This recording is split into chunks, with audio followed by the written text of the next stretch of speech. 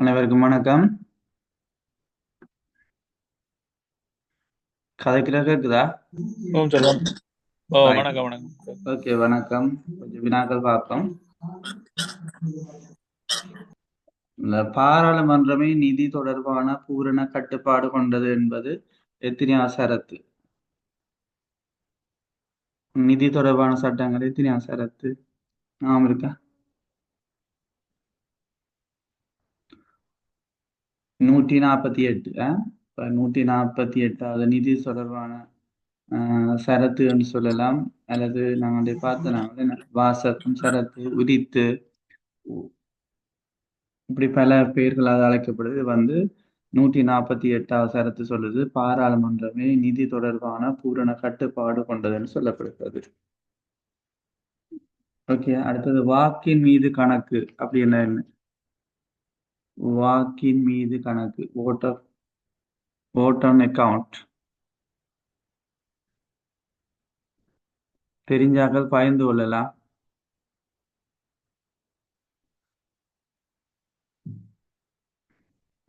Okay, திணைக்களம் ஒன்றினால்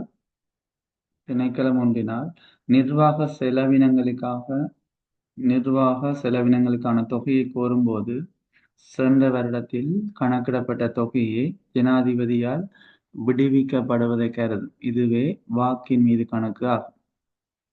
திருப்பி ஒருக்கா சொல்றேன். திணைக்களம் ஒன்றினால் நிர்வாக செலவினங்களுக்கான தொகையினை கோரும்போது சென்ற வருடத்தில் கணக்கிடப்பட்ட தொகையே ஜனாதிபதியால் விடுவிக்கப்படும். இதுவே வாக்கின் மீது கணக்கு ஆகும். இந்த ஆணைச்சீட்டின் வகைகள் அதுல சவுண்ட் வேறையில நான் திருப்பி போடுறேன். ஆணைச்சீட்டின் வகைகள் ஒன்று பொது ஆணைச்சீட்டு, இரண்டாவது தேவை பட்டியல், மூன்றாவது விசேட ஆணைச்சீட்டு, நான்காவது விசேட சட்ட ஆணைச்சீட்டு, ஐந்தாவது முற்பணங்கள் கடன்களுக்கான ஆணைச்சீட்டு, அடுத்தது விசேட சட்ட பிற்சீட்டு ஆணைச்சீட்டு. அப்ப ஆணைச்சீட்டுல 6 வகை இருக்கு. ஒன்று பொது ஆணைச்சீட்டு, இரண்டாவது தேவை பட்டியல், விசேட ஆணைச்சீட்டு, விசேட சட்ட ஆணைச்சீட்டு, நான்காவது ஐந்தாவது முற்பணங்கள் கடன்களுக்கான ஆணைச்சீட்டு, அடுத்தது விசேட சட்ட பிற்சீட்டு ஆணைச்சீட்டு. ஓகேயா? திருப்பி சொல்ல வேணுமா? ஓம் சார் இருக்கா சொல்லுங்க. ஓகே. ஆணைச்சீட்டினுடைய வகைகள்: ஒன்று பொது ஆணைச்சீட்டு,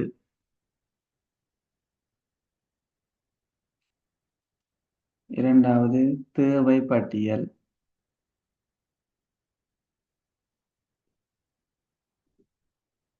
மூன்றாவது விசேட ஆணைச்சீட்டு,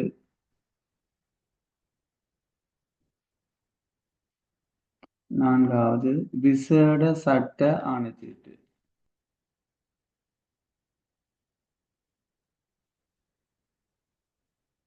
ஐந்தாவது முற்பணங்கள் கடன்களுக்கான ஆணைச்சீட்டு.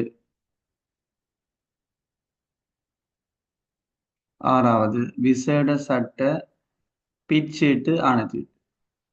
விசேட சட்ட பிற்சீட்டு ஆணைச்சீட்டு.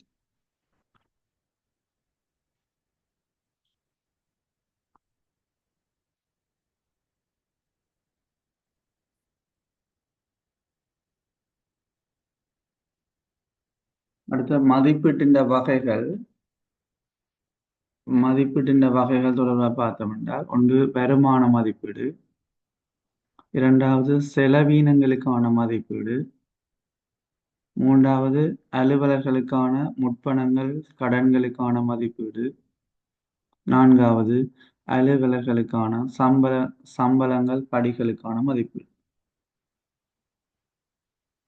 மதிப்பீட்டின் வகைகள்: ஒன்று வருமான மதிப்பீடு, அடுத்தது செலவினங்களுக்கான மதிப்பீடு,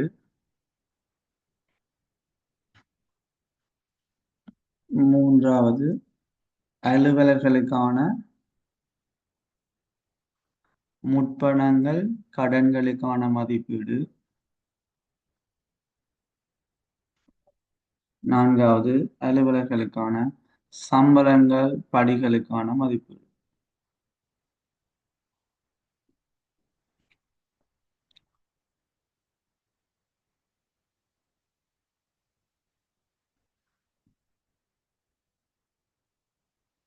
இந்த செலவினங்களை நாங்கள் ரெண்டு வகைப்படுத்தலாம். ஒன்று வந்து சொல்லுவீங்களா? செலவினங்கள் இரண்டு வகைப்படும் என்னென்ன?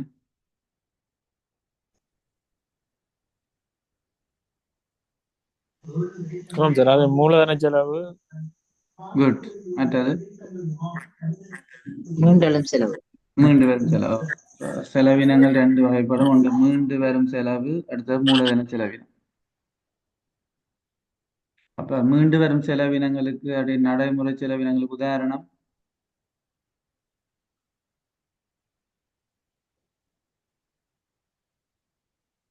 மீண்டு வரும் செலவினம் அல்லது மீண்டெழும் செலவினம் அல்லது நடைமுறை செலவினங்களுக்கு உதாரணம்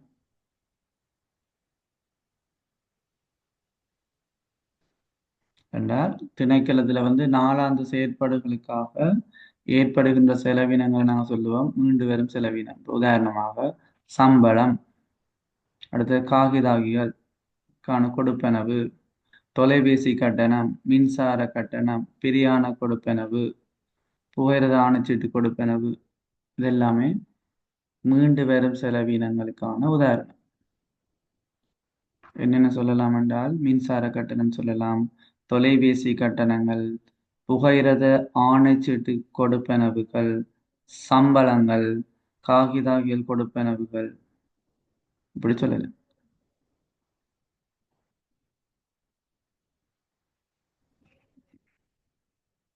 அடுத்த கேள்வி, மீண்டு வரும் செலவுக்கான பொருளாதார அல்லது பொருளியல் தொகுதிகள் அல்லது வகுதிகள் யாவை என்று கேட்டா மீண்டு வரும் செலவுக்கான பொருளாதார அல்லது பொருளியல் தொகுதிகள் அல்லது வகுதிகள் யாவை?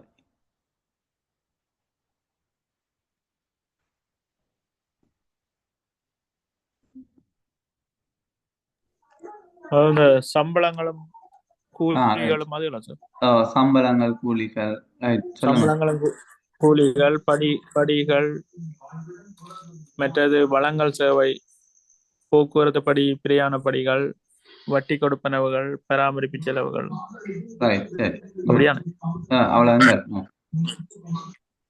அடுத்தது வந்து கைமாற்றல் கொடுப்பனவு என்றால் என்ன? கைமாற்றல் கொடுப்பனவு அல்லது மாற்றல் என்னும் கேட்கலாம். கைமாற்றல் கொடுப்பனவு என்றால் பணம் அல்லாத முறையில் திணைக்களங்களுக்கு இடையில் கணக்குகளை சீர் செய்யும் முறை வந்து கைமாற்றல் கொடுப்பனவு அல்லது மாற்றல் எனப்படும். திருப்பி சொல்றேன், கைமாற்றல் கொடுப்பனவு என்பது பணம் அல்லாத முறையில் திணைக்களங்களுக்கு இடையில் கணக்குகளை சீர் செய்யும் முறைமைதான் கைமாற்றல் கொடுப்பனவு.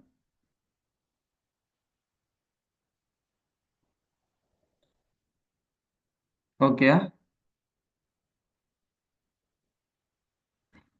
அடுத்த வினா, பாராளுமன்றத்தில் சார் அதுல இல்ல சார், அதுல விளக்கம் எதுவும் இருக்கும் சார்? என்ன விளக்கம் சார்? கைமாற்றம் இல்ல, கைமாற்றல் இதான் கைமாற்ற கொடுப்பன நீங்கள் பணம் இல்லாத கிடைக்கல சார். இப்ப நாங்கள் ஒரு இப்ப தளவாடங்களை மாத்திரன்னு சொன்னா சார் அதுக்குள்ள பேர் மாட்டோம். தளவாடம் மாத்திர அது டிரான்ஸ்பர் தானே சார்? அது இல்ல, அது வேற சார். பணம் நீங்க சொல்ற அந்த பணம் தொடர்பான மாற்றங்கள் சொல்றீங்களா? இல்ல, இப்ப பணம் அல்லாத முறையில திணைக்களங்களுக்கு இடையில கணக்குகளை சீர் செய்யறப்ப இது வந்து இது நீங்க பொருளியல்ல மாத்திரம், இது வந்து கணக்குகளை சீர் செய்யறத நான் அப்படி சொல்றேன், கைமாற்றல்னு சொல்றேன். கணக்குகளை சீர் செய்யறது.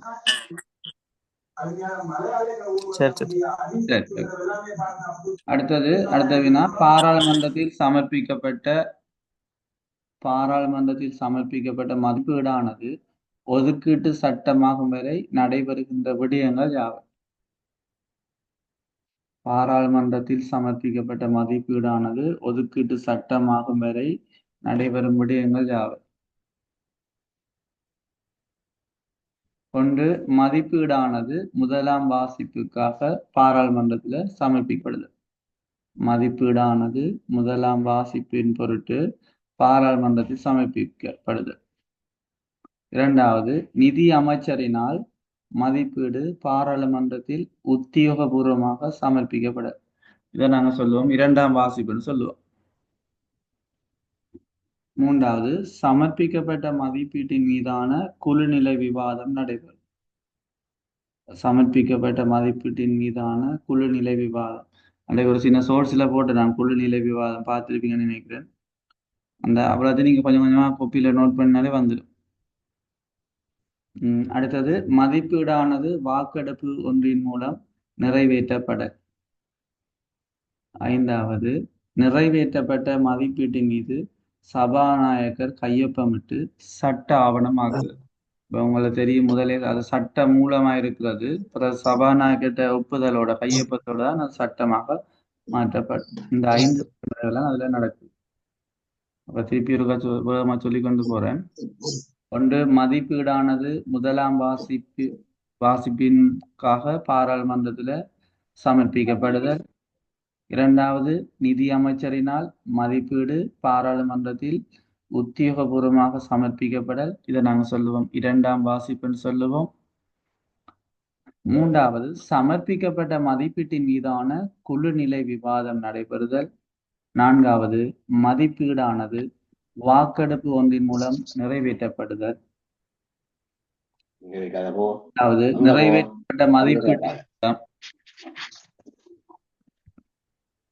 நிறைவேற்றப்பட்ட மதிப்பீட்டின் மீது சபாநாயகர் கையொப்பமிட்டு அது சட்ட ஆவணமாக மாற்றமடைது.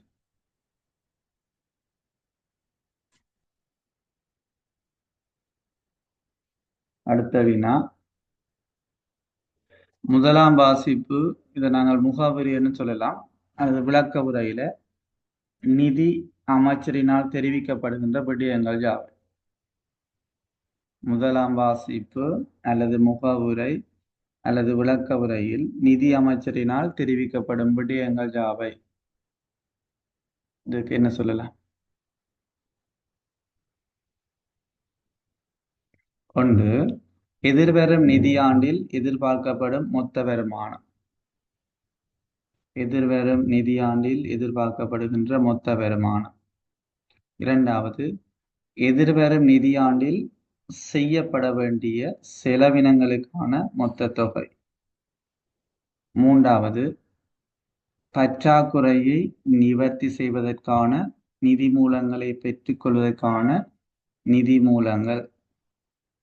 பற்றாக்குறையை நிவர்த்தி செய்வதற்கான நிதி மூலங்களை பெற்றுக்கொள்வதற்கான நிதி மூலங்கள். நான்காவது, ஒவ்வொரு அமைச்சுக்கும் ஒதுக்கப்பட்ட தொகைகள். ஐந்தாவது, மதிப்பீட்டுடன் தொடர்புடைய அக்கறையுள்ள தரப்பினருக்கான செய்திகள். ஐந்தாவது, மதிப்பீட்டுடன் தொடர்புடைய அக்கறையுள்ள தரப்பினருக்கான செய்திகள். ஆறாவது, உத்தியோகபூர்வமாக மதிப்பீடு சமர்ப்பிக்கப்படும் மாதம், திகதி போன்றன அறிவிக்கப்படும். உதயன் சார்,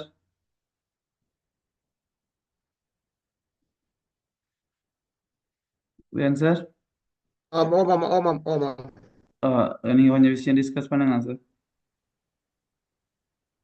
சரி, நான் என்னென்றால் இது இந்த சீசன் வந்து இந்த ஏஐபி 5 பிளான் என்று சொன்னதால் அது எங்களுக்கு வந்து தேவையென்றதாலையும் எங்களுக்கு இபிக்கும் தேவையென்றதாலையும் அந்த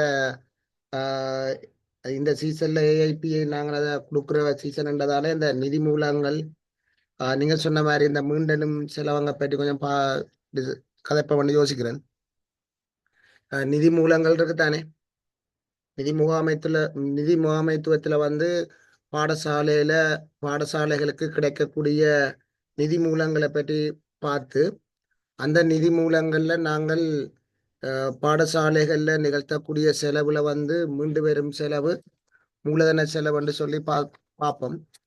அதுல வந்து நாங்கள் மேல 54 2023 பாடசாலையை அடிப்படையாக கொண்ட பண்பு ரீதியான அளவு ரீதியான கட்டமைப்பு ரீதியிலான அபிவிருத்திக்கான திட்டமிடல் மற்றும் பெருகை செயற்பாடுகள் தொடர்பான சுற்றுருவம் மற்றும் வழிகாட்டல் கைநூலை பேசா வச்சுக்கொண்டு கதைப்பம் பண்ண அது ஆழமா பதியும்னு நினைக்கிறேன். ஏனென்று சொன்னா நிதி மூலங்கள் பற்றி சொல்றோம், ஆனால் அதை அடிக்கடி மறக்கிறதா இருக்கு. அப்ப நாங்கள் இதுல டிஸ்கஸ் பண்ணோம்னு சொன்னா எங்களுக்கு அது எப்படியோ இந்த தொழிலுக்கு எங்களுக்கு தேவைன்றதால அதற்காக கதைப்பம் யோசிக்கிறேன். அதுல வந்து நாங்கள் பாடசாலைகள்ல கிடைக்கக்கூடிய நிதி மூலங்கள்ல வகைப்படுத்தியிருக்கிறாங்க. S1 S2 என்று சொல்லி வகைப்படுத்தியிருக்கிறாங்க. அந்த வகைப்படுத்தல வந்து S1 இருந்து S4 வந்து எங்களுக்கு அரசின் மூலம் கிடைக்கக்கூடிய நிதியா இருக்கும். அதாவது வந்து மத்திய அரசு மாகாண சபை நிதி ஒதுக்கீடு அப்படியான நிதிகள் வந்து S1 இருந்து S4 மட்டும் பெறும். அதை விட வெளி நிதிகள் என்று சொல்லி பாடசாலைகள்ல அரசு தராம வெளியிலிருந்து கிடைக்கக்கூடிய நிதிகள் என்று சொல்லி S5ம் S6 என்று சொல்லி வகைப்படுத்தியிருக்கிறாங்க. அதே நேரத்துல இந்த அரசாங்கத்தால கிடைக்கக்கூடிய நிதியையும் வெளி நிதியையும் தவிர்த்து போட்டு நாங்கள் வேற வழிகளால, அதாவது ஏனைய மூலங்களால எங்களோட பாடசாலைக்கு கிடைக்கக்கூடிய நிதியமண்டைக்கு வந்து அபிவிருத்தி சங்கமா இருக்கலாம், பாடசாலை சொத்தாக இருக்கலாம். அப்படியான நிதிகள் வந்து எங்களுக்கு S7 இருந்து S10 மட்டும் நாங்கள் 3 பிரதான கேட்டகரிக்குள்ள பார்க்க போறோம். S1 இருந்து S4 ஒரு கேட்டகரி, அது அரசு மூலம் கிடைக்கக்கூடிய நிதியாக இருக்கும். அதே மாதிரி வெளிநிதி என்று சொல்லி S5ம் S6ம் பெறும். அதை பாடசாலைகள்ல நாங்கள் ஏதோ ஒரு முறையில, அது பாடசாலை சொத்தாக இருக்கலாம், அபிவிருத்தி சங்கமாக இருக்கலாம், அல்லது மாணவர்களிலிருந்து பெற்ற நிதியாக இருக்கலாம். ஒன்று பெற்றோர்களிடம் பெறப்படுகின்ற நிதி வந்து மாணவர்களிடம் பெறக்கூடிய நிதி என்று சொல்லி 2 வகை இருக்கு. அதை நாங்கள் ஏனைய மூலங்களிலிருந்து கிடைக்கிற நிதியமாக நாங்கள் பார்க்கலாம். அதாவது அரசாங்கத்தால சிபாரிசு செய்யப்பட்ட பெற்றோரிலிருந்து பெறக்கூடிய நிதி என்றா என்ன, அதே மாதிரி மாணவர்களிலிருந்து பெறக்கூடிய நிதி என்று சொல்லி வகைப்படுத்த போறோம். அதுல முதலாவது S1 திரட்டு நிதியம் என்று சொல்றது, அல்லது மாகாண சபை நிதியம் என்று நாங்கள் சொல்லுவோம்.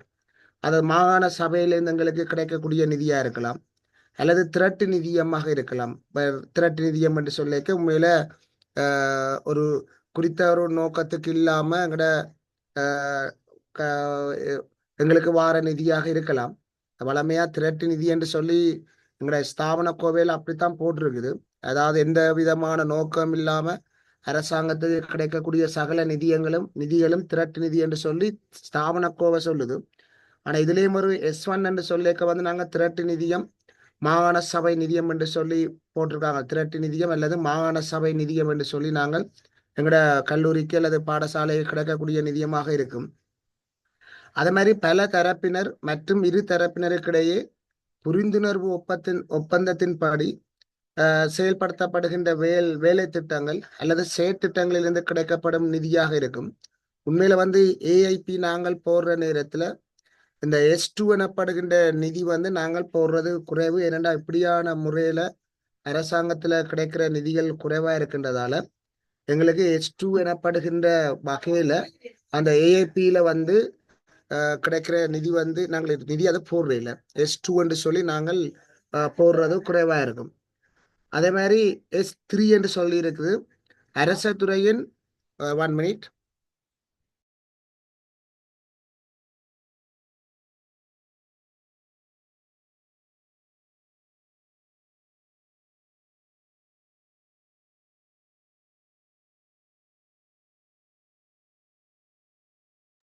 ஓகே, நாங்கள் S3 என்று பார்த்தோம்னா அது ஒரு முக்கியமான நிதி.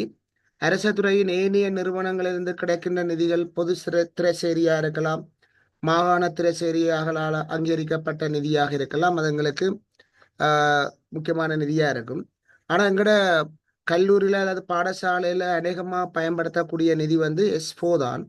மத்திய அரசின் மற்றும் மாகாண சபை ஒதுக்கீட்டின் கீழ் பாடசாலையை அடிப்படையாக கொண்ட கற்றல் அபிவிருத்தி மானியம், பண்புசார் உள்ளீட்டுக்காக மற்றும் உயர்மட்ட கற்றல் செயற்பாட்டுக்காக கிடைக்கின்ற நிதியம் வந்து எஸ்போ தான். அப்ப நாங்கள் இந்த ஏஐபியில கூடுதலாக பயன்படுத்துகிற அரச நிதி என்று சொல்லியிருக்க எஸ்போ அதிக தடவைகள் பயன்படுத்துவோம். ஏனென்று சொன்னா உயர்மட்ட கற்றல் செயற்பாடாக இருக்கலாம், கற்றல் அபிவிருத்தி மானியமா இருக்கலாம். இப்போ மானியங்கள் என்று சொல்லி நிறைய வகைகள் இருக்கு. நாங்கள் சிஎஃப் கிராண்ட் எல்லாம் ஒரு மானியம் தான். அது மாதிரி பண்புசார் உள்ளீட்டுக்காக கிடைக்கிற நிதியமா இருக்கலாம், ஒரு குவாலிட்டி இன்புட்டா இருக்கலாம், பண்பு சாரான உள்ளூட்டான நிதியமா இருக்கலாம். அப்ப அதுல அநேகமான நிதி வந்து எஸ்போ தான். அதுல நாங்கள் அரசு சார்ந்த நிதிகள் என்று பார்க்க நாங்கள் பொதுவாக எஸ்போ தான் கூடுதலா பயன்படுத்துவோம். எங்களுக்கு கிடைக்கிற நிதியா இருக்கும். அடுத்து நாங்கள் வெளிநிதி என்று பார்த்தோம்னா ஞாபகப்படுத்த வேண்டியது S1 S4 மற்றும் அரசாங்கத்திலிருந்து கிடைக்கக்கூடிய நிதி. S1 என்று சொன்னால் திரட்டு நிதியம் அல்லது மாகாண சபை நிதியம். S2 என்று சொன்னால் ஒரு ஒன்றுக்கு மேற்பட்ட தரப்பினராக இருக்கலாம் அல்லது 2 தரப்பினராக இருக்கலாம். ஏதோ ஒரு புரிந்துணர்வு ஒப்பந்தத்தின் படி செயற்படுத்தப்படுகின்ற வேலை திட்டங்கள் அல்லது செயற்திட்டங்கள் மூலம் கிடைக்கக்கூடிய நிதி. ஆனால் அது நடைமுறையில் எங்களுக்கு கல்லூரியை பொறுத்தல வந்து அது இல்லை. அடுத்தது S3 என்று சொல்றது அரச துறையின் ஏனைய நிறுவனங்கள்ல இருந்து கிடைக்கின்ற பொது திரைசேரி நிதியாக இருக்கலாம், மாகாண திரைசேரி நிதியாக இருக்கலாம். அப்படியான நிதியை S3 கேட்டகரிக்குள்ள வகைப்படுத்தப்பட்டிருக்கு. S4 சொல்லிக்க மத்திய அரசின் அல்லது மாகாண சபை ஒதுக்கீட்டின் கீழ் பாடசாலை அடிப்படையாக கொண்ட கற்றல் அபிவிருத்தி மானியம், பண்புசார் உள்ளீட்டுக்காக மற்றும் உயர்மட்ட கற்றல் செயற்பாட்டுக்காக கிடைக்கின்ற நிதியாக இருக்கலாம். இதுல வந்து முக்கியமாக வந்து இந்த SBLIG எல்லாம் வந்து இந்த S4க்குள்ளதான் வருமா நினைக்கிறேன். அப்ப எங்களுக்கு இது ஒரு முக்கியமான நிதி. ஏஐபியில நாங்கள் அதிக தடவை பயன்படுத்துகிற அரச நிதியாக இருக்கும். அதே மாதிரி எங்களுக்கு இந்த அரசினால் அங்கீகரிக்கப்பட்ட இனி வெளிநிதியை பற்றி பார்க்க போறோம். அரசினால் அங்கீகரிக்கப்பட்ட மற்றும் பதிவு செய்யப்பட்ட அரசு சார்பற்ற அமைப்புகள் இருந்து கிடைக்கின்ற நிதி வந்து அல்லது ஏதாவது நிதி உதவி வந்து நாங்கள் S5க்குள்ள நாங்கள் சேர்த்திருக்கிறோம். அதாவது அரசாங்கத்தால அங்கீகரிக்கப்பட்ட நிறுவனங்களாக இருக்கலாம், அரசு சார்பற்ற நிறுவனங்களாக இருக்கலாம், அல்லது அரசுல பதிவு செய்யப்பட்ட நிறுவனங்களாக இருக்கலாம். அப்படியான நிதிகளை வந்து நாங்கள் S5 இருக்கும்.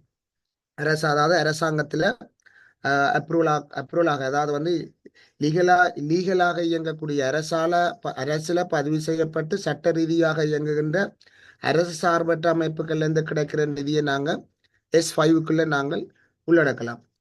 அதே மாதிரி இந்த பாடசாலை அபிவிருத்திக்காக சுய விருப்பில் பங்களிப்பு வழங்குறதுக்காக யாராவது ஒரு நலன் விரும்பின்னு நாங்க சொல்லலாம். என்னன்னு சொன்னா ஒரு STA அதாவது STA வந்து பாடசாலை அபிவிருத்தி சங்க கணக்குக்கு காசு வந்து போடணும்டா ஒரு நலன் விரும்பியால தான் போடலாம். ஆனா பெற்றோரா போட இயலாது. அவங்களா வந்து அந்த அன்பளிப்பு செய்யலாது. பெற்றோரா வந்து அன்பளிப்பு செய்யலாது. ஒரு நலன் விரும்பி என்ற ஒரு வகையில தான் நாங்கள் அன்பளிப்பு செய்யலாம். என்னன்னு சொன்னா பெற்றோர் என்று சொல்லி அன்பளிப்பு செய்ய வந்து ஒரு சந்தேக கண்ணங்கள்ல விழும். ஏதோ ஒரு உண்மையில அவர் விருப்பத்தோட அன்பளிப்பு செய்யப்பட்டதா அல்லது கல்லூரியால நிபந்தனையாக்க அதாவது வைவோஸ் அதாவது வந்து நிர்பந்தப்படுத்தித்தான் அது அன்பளிப்பு செய்யப்பட்ட ஒரு சந்தேக கண் ஒன்று வருமென்றதால நலன் விரும்பி என்று சொல்ல நாங்க பாவிக்கிறோமே தவிர பெற்றோர் என்று சொல்ல நாங்கள் S6க்குள்ள வந்து பயன்படுத்துறது நல்லது இல்லை. அதாவது பற்றுச்சீட்டுக்கு நாங்கள் கொடுக்க போறோம். STC பற்றுச்சீட்டை கொடுத்தாலும் அந்த சுய விருப்பின் பெயர்ல பங்களிப்பு செய்தாலும் நாங்கள் அதை நலன் விரும்பி அதை மற்ற பேரெல்லாம் பற்றுச்சீட்டுல போட போறோம். என்ன நோக்கத்துக்காக அந்த நிதி வந்து வழங்குறான்றெல்லாம் டீட்டெயில்ஸா கொடுப்போம். ரெண்டாலும் வந்து நாங்கள் இந்த பெற்றோர் என்று சொல்லிக்க வந்து ஒரு சந்தேக கண்ணோட அதாவதுவே வந்து பெற்றோரை நிர்பந்தப்படுத்தித்தான் வாங்கினோம் ஒரு சந்தேக கண்ணோண்டு இருக்கிறது என்று அதை நலன் விரும்பி என்று நாங்கள் வளமையாக இந்த S6க்குள்ள நாங்கள் எடுக்கிறேன்னு நல்ல நினைக்கிறேன். அப்ப அரசு சார்பற்ற அமைப்பு வந்து S5 இருக்கும். அதுவும் எங்களுக்கு கிடைக்கிறது குறைவு. சில ஸ்கூல்களுக்கு கிடைக்கலாம். அது வந்து அநேகமா வந்து ஒரு டவுன் வழியே இருக்கிற பெரிய ஸ்கூல்களுக்கு வாரது குறைவா இருக்கலாம். ஒரு சின்ன ஸ்கூல்கள் அதாவது அதிகஷ்ட பிரதேசங்கள்ல காணப்படுற ஸ்கூல்ல வந்து சில அரசு சார்பற்ற நிறுவனங்கள் வந்து அந்த ஸ்கூலுக்கு வந்து சில உதவிகளை செய்யக்கூடிய மாதிரி இருக்கலாம். அப்படியான நிதியில நாங்கள் S5 சொல்ல முடியும். இது அரசாங்கத்தின் நிதி அல்ல, வெளி நிதிக்குள்ள வரப்போகுது. மற்றது நலன் விரும்பிகள் அன்பளிப்பு செய்யப்படுற நிதியை வந்து S6க்குள்ள போட போறோம். இதைத்தான் நாங்கள் ஏஐபியில வந்து அதிக தடவைகள் பயன்படுத்தக்கூடிய வெளிநிதியாக இருக்கும். என்ன அன்பளிப்பு என்றது வந்து எங்களுக்கு STA அக்கௌண்ட்டுக்கு வாரது அதனால S6ன்றது வந்து என்னத்தை நாங்கள் ஏஐபியில் போட்டாலும் வந்து அன்பளிப்பண்டு வரைக்க S6 தான் நாங்கள் அதில் போடுவோம். அடுத்து நாங்கள் பார்க்க போகிறது ஏனைய மூலங்கள். இவ்வளவு பார்த்து நாங்கள் அரச நிதி பார்த்தோம், பாடசாலைக்கு வெளியே அரசாங்கத்தால் கிடைக்கப்பெறாத நிதிகளை பற்றி பார்த்தோம், வெளிநிதி. இப்போ எங்கட கல்லூரிக்குள்ளேயே யோசிச்சோம் என்று சொன்னால் பாடசாலைகள் சொத்துக்கள்ல இருந்து உழைத்து கொள்ளுகின்ற வருமானங்கள். சில இடங்கள்ல எங்கள்கிட்ட வந்து ஒரு ஆடிட்டோரியம் இருக்குமா இருந்தால் அதை நாங்கள் வாடகைக்கு விடலாம். அதே நேரத்தில் மண்டபத்துக்கு வந்து சில இடங்களில் வந்து ஒரு செமினார் நடக்கலாம், ஒரு போட்டி நடக்கலாம், வலையத்தால் நடக்கிற போட்டி எல்லாம் சில இடங்களில் ஒரு ஒரு 1000 ரூபாயோ ஒரு நாளைக்கு அல்லது 3 நாள் நடத்தி போட்டு 1000 ரூபா தர்றதும் இருக்கு. அப்படியான சந்தர்ப்பத்திலே எங்களுக்கு ஒரு HTA அக்கௌண்ட்டுக்கு வந்து நாங்கள் அந்த கொஞ்சம் வருமானம் கிடைக்கக்கூடிய மாதிரி இருக்கும். அதே நேரத்தில் வந்து தென்னை மரங்கள் அப்படியான மரங்கள் காணப்படுமாக இருந்தால் அந்த தேங்காய்களை விற்று நாங்கள் இந்த ஒரு வருமானத்தை நாங்கள் ஈட்டிக் கொள்ளலாம். சில இடங்களில் பாடசாலைகள்ல இருந்து சில தோட்டங்களோ அப்படி ஏதாவது பாடசாலை சொத்துக்கள் இருந்து சில வருமானங்களை பெற்றிருந்தாலும் நாங்கள் இந்த பாடசாலைகள்ல இருந்தே நாங்கள் ஒரு வருமானத்தை பெற்றுக்கொள்ளக்கூடியதாக இருந்ததால நாங்கள் S7க்குள்ள அதை உள்ளடக்க முடியும் என்று நான் நினைக்கிறேன். அதே போல நாங்கள் இந்த பாடசாலை அபிவிருத்தி சங்கம், அது வந்து ஒரு குடும்பத்தால வழங்கப்படுற பெற்றோரால வழங்கப்படுற நிதி என்று சொல்லலாம். அதாவது இதுதான் எங்களுக்கு பெற்றோரால கிடைக்கக்கூடிய நிதி. அதாவது எத்தனை குடும்பம் இருக்குதோ அந்த குடும்பத்தின் குடும்பம் தான் அது. ஒரு குடும்பம் வந்து ஒரு 600 ரூபா கொடுக்கலாம். மிக மிக மேக்சிமம் வந்து 600 ரூபாய்க்கு மேல நாங்கள் அந்த நிதியை பெற்றோர்ல இருந்து பெற முடியாது. பாடசாலை அபிவிருத்தி சங்க அங்கத்தவர்கள் எல்லா பெற்றோரும் வந்து அங்கத்தவராத்தான் இருக்க போயினோம்.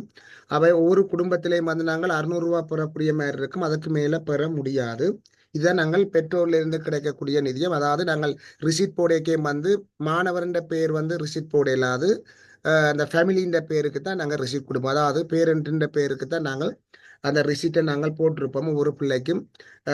அதாவது வந்து நாங்கள் ஒவ்வொரு பிள்ளைன்னு சொல்லக்கூடாது, ஒவ்வொரு ஃபேமிலிக்கும். அதாவது ஒரு 5 பிள்ளைகள் ஸ்கூல்ல படிப்பினமா இருந்தால் 5 பிள்ளைகளுக்கு நாங்கள் 600 ரூபா வாங்குறேல அதுல ஒரு ஆள் கட்டினா காணும் என்ற அர்த்தம் என்னன்னு கேட்டால் பிள்ளை அது பிள்ளைகள் ஒவ்வொரு பிள்ளைகளுக்குரியதாக இல்லை, அது ஃபேமிலிக்குரியதாக தான் நாங்கள் கருத முடியும். அதை நாங்கள் S8 என்று சொல்லி நாங்கள் சொல்ல போறோம். அது அது வந்து 600 ரூபா தான் எங்களுக்கு மேக்சிமமாக அதை பெற்றுக்கொள்ளக்கூடியதாக இருக்கும். அதாவது வந்து இந்த அடுத்து நாங்க பார்க்க போறோம் என்னென்னா S9 என்று சொல்லி இருக்குது. பாடசாலையின் கற்றல் கற்பித்தல் செயற்பாட்டுக்கு அவசியமாக அவசியமான செயற்பாடுகளுக்காக கிடைக்கக்கூடிய நிதிகளாக இருக்கும் S9 என்றது. இதுவும் வந்து ஒரு முக்கியமான இந்த S9 வந்து மேல பாடசாலையின் கற்றல் கற்பித்தல் செயற்பாட்டுக்கு அவசியமான நிதியாக இருக்க போகுது. உரிய செயற்பாடுகள் பாடசாலையில் அனுமதிக்கப்பட்ட வருடாந்த திட்டத்துக்குள் அந்த S9க்குரியதை நான் சொல்றேன். அதாவது S9 பற்றி சொல்றேன்.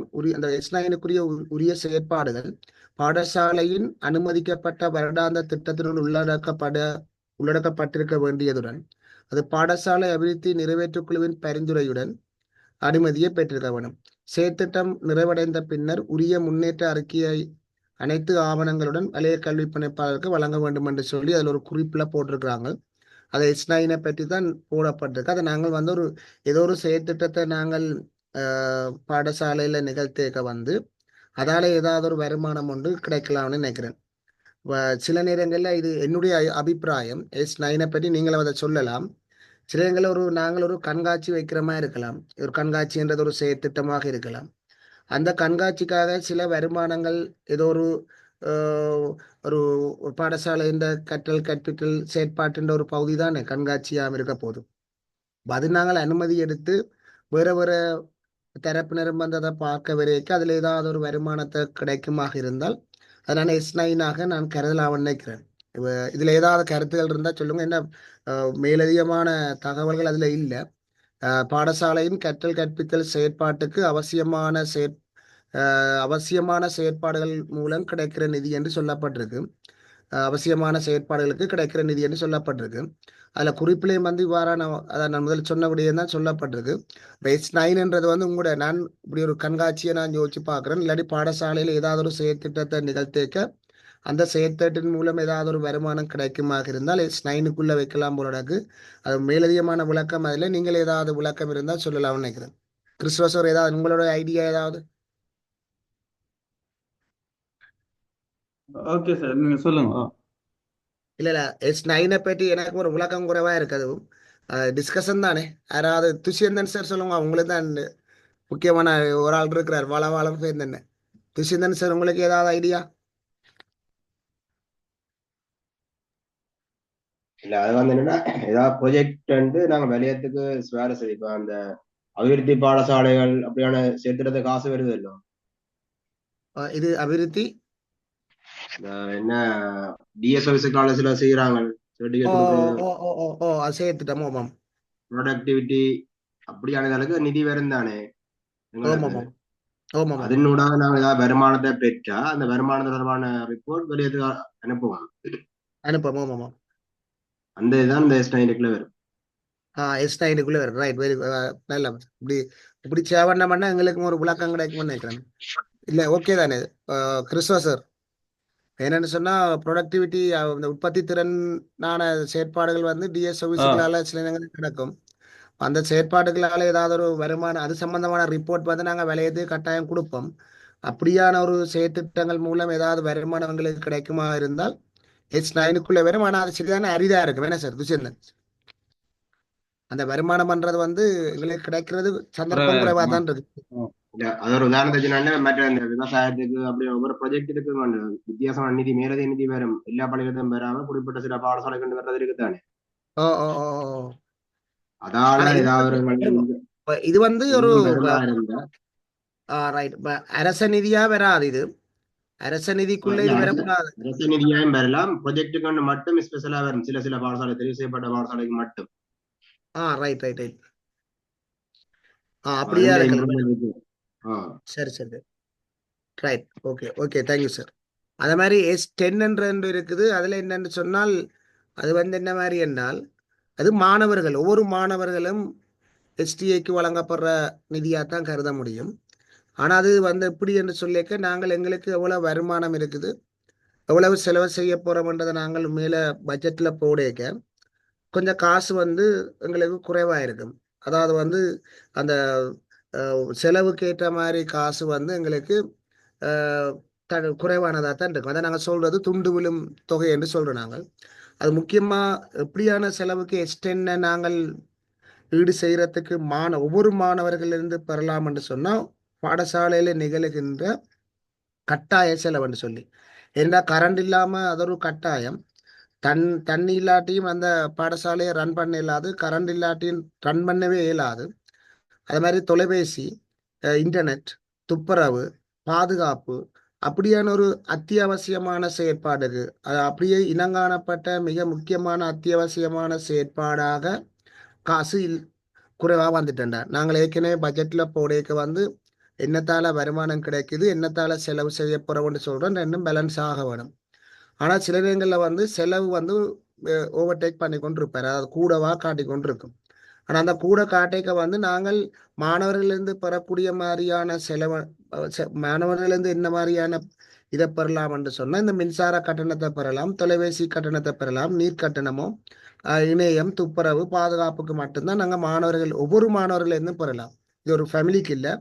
எங்களோட கல்லூரியில் வந்து ஒரு 1500 பேர் படிப்பினமாக இருந்தால் அந்த 1500 பேர்கிட்ட இருந்தும் அந்த அதுக்குரிய பணத்தை நாங்கள் பெறலாம். அப்போ ஒரு வருஷத்துல வந்து நாங்கள் எங்களுக்கு ஒரு 12,000 தான் தேவைப்படுதுன்னு சொன்னால், அது நாங்கள் இல்லாட்டி 12,000மோ அல்லது ஒரு 20,000மோ எவ்வளவோ தேவைப்படுதோ அதை நாங்கள் மாணவர்களின் எண்ணிக்கையால பிரிப்போம்.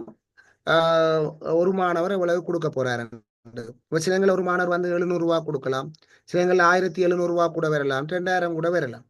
அந்த நிதியை வந்து நாங்கள் உண்மையில அனுமதி எடுக்க வேணும். அதை நாங்கள் வேற ஏற்கனவே நாங்கள் இவ்வளவு மாணவர் இருக்கு, நாங்கள் ஏற்கனவே பட்ஜெட்டை போட்டு பார்க்குறோம். பட்ஜெட்டை போட்டு பார்க்குற நேரத்தில் வந்து எங்களுக்கு பிரச்சனையா இருக்கு என்னன்னு சொன்னா செலவு கூடவா இருக்குது. அப்ப நாங்கள் என்ன சொல்லணும்னு சொன்னா அந்த பட்ஜெட்டுக்கு துண்டு விழுகிற தொகையை நாங்கள், அதாவது துண்டு விழும் தொகையை வந்து நாங்கள் சீர் செய்யணும்னா இதான் ஒரு வழி இருக்குது.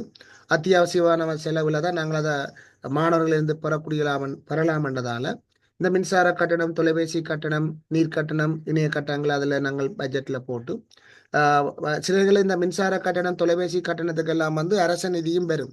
அரசாங்கத்திலிருந்து எங்களுக்கு கிடைக்கக்கூடிய நிதியெல்லாம் பெறலாம். அந்த நிதி த இவ்வளவு தான் கிடைக்குது, ஆனால் இவ்வளவும் காணாமல் இருக்குது. அப்போ இவ்வளவு ஷார்ட்டேஜ் ஆகுதோ அவ்வளத்தை நாங்கள் மொத்தமா வருஷத்துக்குரியதாக எடுத்து போட்டு மாணவர்கள் எண்ணிக்கையால பிரிச்சோம் என்று சொன்னா அந்த வருஷத்துல அந்த மாணவருக்கு அதாவது வந்து ஃபேமிலிக்கு நாங்கள் 600 ரூபா வாங்குறோம். அதுக்கு மேலதிகமாக ஒவ்வொரு மாணவர்கிட்ட இருந்து இதை நாங்கள் பெறக்கூடிய மாதிரி இருக்கும். இது வந்து அத்தியாவசியமான தேவைகளுக்கு மட்டும்தான் நாங்கள் வாங்க முடியும்.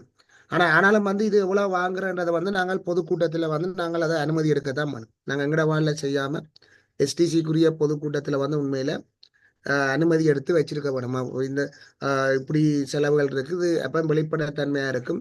நாங்கள் எங்களுக்குள்ள செலவுன்னு சொல்லி போட்டு எடுக்க இல்லாத நாங்கள் எஸ்டிசிலே நாங்கள் ஏபி அனுமதி எடுக்க வேணும். அப்படி பொதுக்கூட்டத்திலேயும் வந்து அதை அனுமதி எடுக்க சொல்லினோம். வலயத்துல வந்து கதைச்சடத்தில் அது மேல பொதுக்கூட்டத்தில் எடுத்தா தான் அது வலுவாக இருக்கும் என்று சொல்லி ஆலோசனை சொன்னது. அப்ப இது அப்படியான செலவு தான் நாங்கள் S10க்குள்ள வரும்.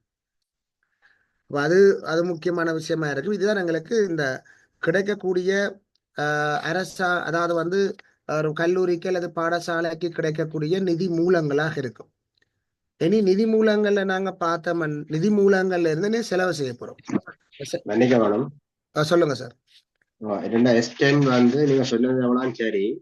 அதுல என்னன்னா நாங்க பட்ஜெட்லயே காட்டி அப்போ எடுக்கலாம்.